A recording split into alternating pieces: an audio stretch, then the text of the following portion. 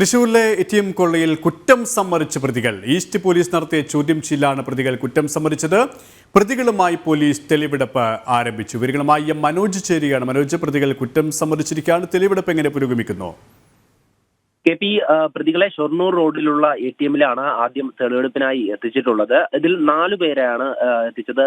തമിഴ്നാട് പോലീസിൽ നിന്നും 5 പ്രതികളെ പോലീസിന് കൈമാറിയിരുന്നു. തുടർന്ന് ഈ എടിഎം കവർച്ച നടത്തിയ വാഹനത്തിലെത്തിയ 4 പേരെയാണ് തെളിവെടുപ്പിന് എത്തിച്ചത്. ഇതിൽ 3 പേരെ ഈ ഷൊർണൂർ റോഡിലുള്ള എടിഎമ്മിനുള്ളിൽ പ്രവേശിപ്പിച്ച് തെളിവെടുക്കുന്നു. അതോടൊപ്പം തന്നെ ഒരാൾ വാഹനം ഓടിച്ചിരുന്നു. ഒരു വെള്ള കാറിലാണ് ഈ സംഘം എത്തിയത്. തുടർന്ന് ആ CCTV ദൃശ്യങ്ങളൊക്കെ തന്നെ നേരത്തെ നമുക്ക് ലഭിച്ചിരുന്നു.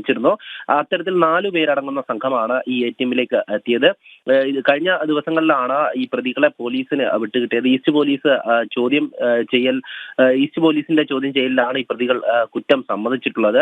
കോടതി ഈസ്റ്റ് പോലീസിനെ 5 ദിവസത്തെ കസ്റ്റഡിയിൽ വിടുകയായിരുന്നു. എന്തായാലും ഇപ്പോൾ ഈ തെളിവെടുപ്പ് പുരോഗമിച്ചുകൊണ്ടിരിക്കുകയാണ്. 20 കിലോമീറ്ററിനുള്ളിൽ ഒരു നിശ്ചിത സമയത്തിലാണ് ഈ 3 എടിഎമ്മുകൾ, അതായത് ഇരിങ്ങാലക്കുട മാപ്രാണത്തെയും അതോടൊപ്പം കോലഴി ഷൊർണൂർ റോഡിലുള്ള ഈ എടിഎമ്മിലും ഇവർ കവർച്ച നടത്തിയത്. 65 ലക്ഷം രൂപയാണ് ഗ്യാസ് കട്ടർ ഉപയോഗിച്ചുകൊണ്ട് ഈ എടിഎം മെഷീനുകളിൽ നിന്നും ഇവർ കവർന്നെടുത്തത്. തുടർന്ന് തമിഴ്നാട് നാമക്കലിൽ വെച്ചാണ് തമിഴ്നാട് പോലീസിന്റെ പിടിയിലാകുന്നതും ഏറ്റുമുട്ടലിൽ ഒരു പ്രതി മരിക്കുന്നതും.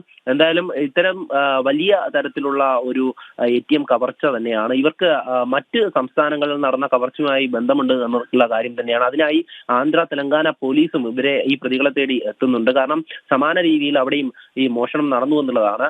അത്തരത്തിൽ വലിയൊരു മേവത് ഗ്യാങ് എന്ന് പറയുന്ന ഒരു പ്രൊഫഷണൽ ടീം തന്നെയാണ് ഇതിന് പിന്നിൽ പ്രവർത്തിക്കുന്നത്. അതിലെ അംഗങ്ങൾ തന്നെയാണ് ഈ പ്രതികൾ. അതുകൊണ്ട് തന്നെ പോലീസ് കൃത്യമായും ഇവരെ നിരീക്ഷിച്ച് വരികയായിരുന്നു. തുടർന്നാണ് തമിഴ്നാട് പോലീസിന് ഉൾപ്പെടെ നിർദ്ദേശം നൽകി അവിടെ നിന്നും ഈ പ്രതികളെ പിടികൂടുന്നത്. തുടർന്ന് വലിയ ഏറ്റുമുട്ടലുണ്ടായി. കൈത്തോക്ക് കരുതിയിട്ടുണ്ടായിരുന്നു ഈ പ്രതികൾ. അവിടുത്തെ തമിഴ്നാട്ടിലെ നിയമ നടപടികളൊക്കെ പൂർത്തിയാക്കിയ ശേഷമാണ് കേരളത്തിലേക്ക് എത്തിക്കുന്നതും. തുടർന്ന് കഴിഞ്ഞ ദിവസം തന്നെ തെളിവെടുപ്പ് നടത്താനായിരുന്നു തീരുമാനിച്ചത്. പക്ഷേ ഈ പ്രതികളുടെ മൊഴികളിൽ വൈരുദ്ധ്യമുണ്ടായിരുന്നു. അത് പോലീസിനെ കുഴപ്പിച്ചിരുന്നു. തുടർന്ന് വിശദമായി തന്നെ പോലീസ് ചോദ്യം ചെയ്തു. കുറ്റസമ്മതം ഈ പ്രതികൾ നടത്തുന്നു. അതിനുശേഷമാണ് ഇപ്പോൾ ഈ എടിഎമ്മിലേക്ക് എത്തിച്ച് തെളിവെടുപ്പ് നടത്തുന്നത്. അകത്തേക്ക് 3 പേരെയും അതോടൊപ്പം തന്നെ 4 പ്രതികളെയാണ് ഇവിടേക്ക് എത്തിച്ചിട്ടുള്ളത്. ഇനി മറ്റ് എടിഎമ്മുകളിലും, അതായത് മറ്റ് 2 ഇടങ്ങളിൽ കൂടെ ഇവർ മോഷണം നടത്തിയിരുന്നു. അതോടൊപ്പം തന്നെ വേറൊരു എടിഎം, അതായത് ഈ തൃശ്ശൂരിനും ഇരിങ്ങാലക്കുടയ്ക്കും ഇടയിലുള്ള ഒരു എടിഎമ്മിൽ കൂടെ ഇവർ കവർച്ചാ ശ്രമം നടത്തിയിരുന്നു. പക്ഷേ ആൾപെരുമാറ്റം ഉള്ളത് കൊണ്ട് തന്നെ ഇവർ ആ ശ്രമം ഉപേക്ഷിക്കുകയായിരുന്നു. എന്തായാലും വലിയ തരത്തിലുള്ള ഒരു കൊള്ള തന്നെയാണ് ഇവർ നേരത്തെ മുൻകൂട്ടി നിശ്ചയിച്ച പ്രകാരം നടത്തിയിരിക്കുന്നത്. ഇതിൽ തന്നെ ഈ ഓരോ സ്ഥലങ്ങളിലായാണ് ഇവർ വന്നിറങ്ങിയത് ഈ മോഷണത്തിനായി വേണ്ടി.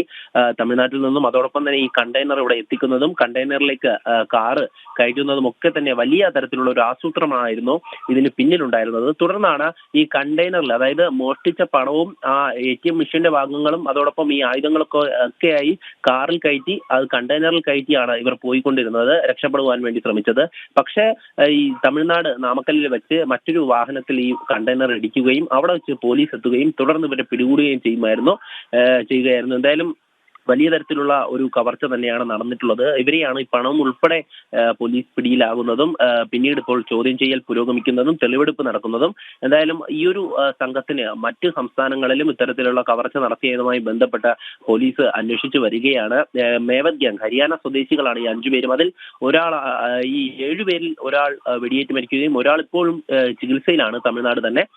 ബാക്കി 5 പേരെയാണ് കേരളത്തിൽ എത്തിക്കുന്നതും. ഈ 4 പേരെ ഇപ്പോൾ ഈ ഒരു തെളിവെടുപ്പിനുമായി എത്തിച്ചുള്ളത്. ഇതിൽ ഇർഫാൻ, സൗബിൻ, അസർ അലി ഇവരൊക്കെയാണ് ചികിത്സയിലുള്ളത്. സബീർ ഖാൻ, മുഹമ്മദ് ഇക്രം എന്നിവരാണ് ഈ മുഹമ്മദ് ഇക്രമാണ്. പ്രതികളുമായി ഇപ്പോൾ തെളിവെടുപ്പ് പുരോഗമിച്ചുകൊണ്ടിരിക്കുകയാണ്. പ്രതികൾ കുറ്റം സമ്മതിച്ചിട്ടുമുണ്ട്. മനോജാണ് വിവരങ്ങൾ നൽകിയത്.